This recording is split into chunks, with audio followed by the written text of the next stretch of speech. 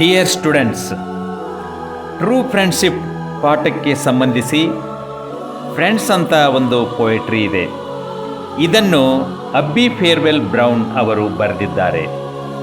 ಅಬ್ಬಿ farewell brown ಅವರ ಬಗ್ಗೆ ತಿಳಿದುಕೊಳ್ಳುವುದಾದರೆ, ಇವರೊಬ್ಬ America ದೇಶದ ಪ್ರಸಿದ್ಧ ಕವಿಯತ್ರಿ.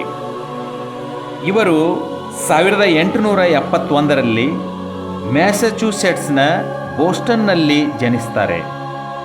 ಇವರು 1896ರಲ್ಲಿ ತಮ್ಮ ಬರವಣಿಗೆಯ ವೃತ್ತಿ ಜೀವನವನ್ನು ಆರಂಭಿಸ್ತಾರೆ. ಆರಂಭದಲ್ಲಿ ಜೀನ್ ನೀಲ್ ಎಂಬ ಹೆಸರಿನಲ್ಲಿ ಸೇಂಟ್ ಲೂಯಿಸ್ ಗ್ಲೋಬ್ ಡೆಮೊಕ್ರಾಟ್ಗೆ ಲೇಖನಗಳನ್ನು ಬರೆದರು. ಅವರ ಮೊದಲ ಪುಸ್ತಕ the book of saints and friendly beasts, ಇದು 1900ರಲ್ಲಿ ಪ್ರಕಟವಾಗುತ್ತದೆ. ಇದು ಕ್ರಿಶ್ಚಿಯನ್ ನಂಬಿಕೆಗಳಿಂದ ಪ್ರೇರಿತವಾದ ಸಂತರು ಮತ್ತು ಪ್ರಾಣಿಗಳ ಬಗ್ಗೆ ಕಥೆಗಳನ್ನು ಒಳಗೊಂಡಿರುತ್ತದೆ. ಅವರ ಕೆಲವೊಂದು ಗಮನಾರ್ಹ ಕೃತಿಗಳು ಹೀಗಿವೆ.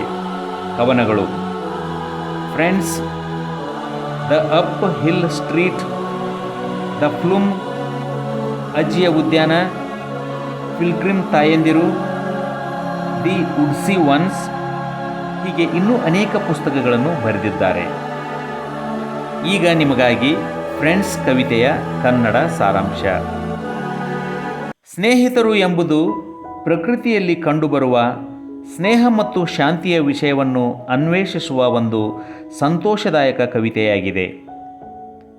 ಮಗು ಮರದ ಕೆಳಗೆ ಮಲಗಿ ಆಕಾಶವನ್ನು ನೋಡುವುದರಲ್ಲಿ ಸಂತೋಷವನ್ನು ಕಂಡುಕೊಳ್ಳುತ್ತದೆ. ಆಕಾಶವು ಮಗುವಿನ ಮೇಲೆ ಮುಗುಳ್ನಗುತ್ತಾ ಬಾಗಿದ ಹಾಗೆ ಕಾಣಿಸುತ್ತದೆ. ಸೂರ್ಯನ ಬೆಳಕಿನ ರಶ್ಮಿಗಳು ಎಲೆಗಳ ಮೂಲಕ ಹಾಯ್ದು ಮಗುವಿನ ಮುಖವನ್ನು ಚುಂಬಿಸುತ್ತವೆ.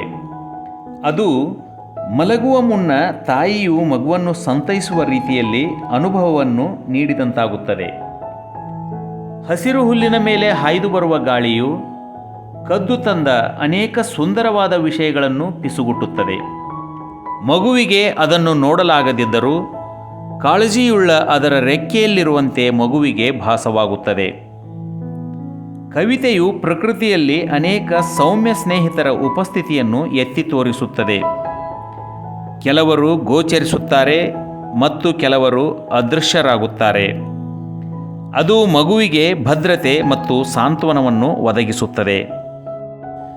ಕವಿತೆಯ ಮುಖ್ಯ ವಿಷಯಗಳೇನೆಂದರೆ ಪ್ರಕೃತಿಗೆ ಮೆಚ್ಚುಗೆ, ಸಾಂತ್ವನ ಮತ್ತು ಒಗ್ಗಟ್ಟು, ಕೊನೆಯದಾಗಿ ಸ್ನೇಹ. ಕವಿತೆಯನ್ನು ವಿಶ್ಲೇಷಿಸುವುದಾದರೆ, ಕವನದ ರಚನೆ ಮತ್ತು ಪ್ರಾಸ ಯೋಜನೆಯು ಅದರ ಶಾಂತ ಮತ್ತು ಸೌಮ್ಯ ಸ್ವರಕ್ಕೆ ಕೊಡುಗೆ ನೀಡುತ್ತದೆ. ಇದು ಮಕ್ಕಳಿಗೆ ಸೂಕ್ತವಾಗಿದೆ. ಗಾಳಿಯ ಪಿಸುಮಾತು ಮತ್ತು ಆಕಾಶ ನಗುತ್ತಿರುವಂತಹ ವ್ಯಕ್ತಿತ್ವದ ಬಳಕೆಯು ಕವಿತೆಯ ಕಾಲ್ಪನಿಕ ಮತ್ತು ಶಾಂತಿಯುತ ವಾತಾವರಣಕ್ಕೆ ಸೇರಿಸುತ್ತದೆ. ಧನ್ಯವಾದಗಳು.